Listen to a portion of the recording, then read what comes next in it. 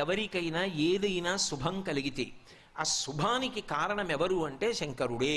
నేను చెప్పట్లేదు ఈ మాట, శాస్త్రములు చెప్పే. శుభములన్నీ కుప్పలు తెప్పలుగా ఆయన పాదముల దగ్గర పడి ఉంటాయిట.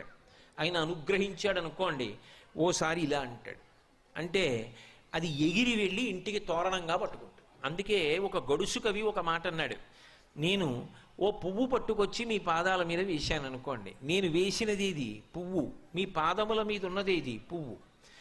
నేను ఒక పువ్వు పట్టుకెళ్ళి మల్లికార్జున లింగం మీద వేశాను అనుకోండి, పరమ ప్రేమతో వేశాను అనుకోండి, ఆ పువ్వు ఓ ఏడాది తర్వాత నా ఇంటి మనవడు.